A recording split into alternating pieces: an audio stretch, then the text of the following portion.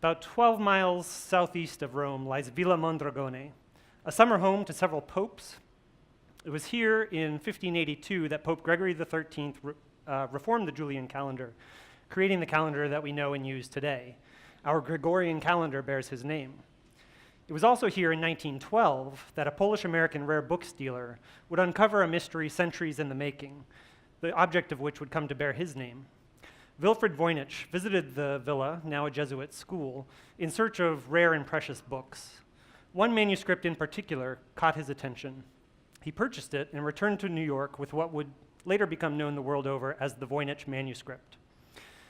Illustrated throughout is clearly a work of science. It's divided into 6 sections dealing with botany, astronomy, cosmology, biological processes, and there's a section at the end that has no illustrations. It's just bullet points where every bullet point is demarcated with a star. Somewhat more bizarre are the many illustrations of nude or semi-nude women bathing in a green liquid. Some of them wear crowns, some are tethered to stars, some may or may not appear to be pregnant, but we're never supposed to ask. They tend to be associated with these complex networks of pipes or tubes. The pages of the manuscript are vellum, calfskin, and the structure is pretty elaborate for this type of manuscript. It contains several fold-outs, trifolds, and even a full 6-panel diagram.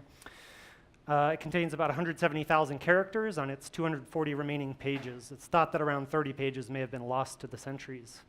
What about this text? We have the illustrations, but there's also this beautiful flowing script throughout. What medieval wisdom about this cannabis plant did it impart to Voynich when he returned to New York and started poring over the text? Really, nothing.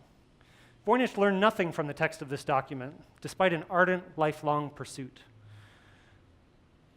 Even now, a century on, we know little more today than he did upon first inspection. It turns out that this script that appears in this document appears nowhere else on Earth. To this day, no one really understands what even a single word of it means. This is surprising and vexing. Most pre-19th century writing systems and ciphers have been solved. This is not obscure etching on a clay tablet. This is a decidedly European script written left to right from an alphabet of about 26 characters with vowels and consonants. It turns out that this was an object of obsession long before Voynich.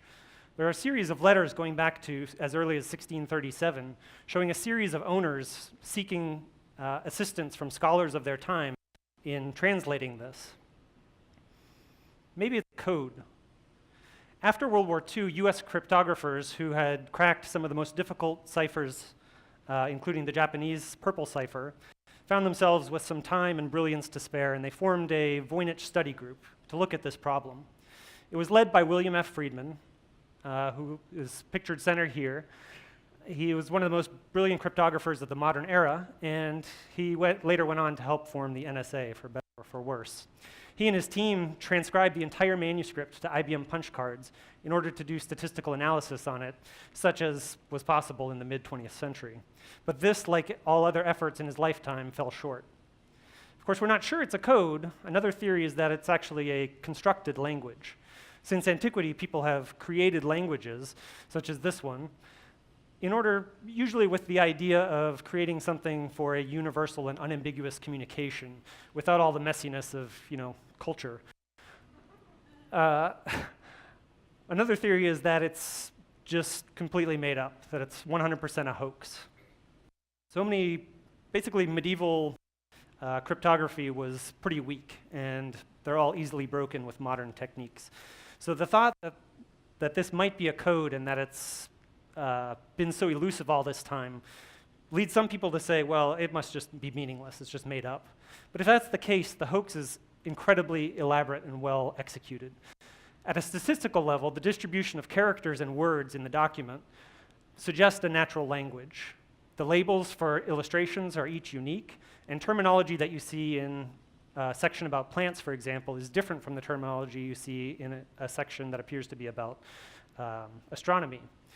This is far more elaborate than any other known hoax or forgery from the medieval period.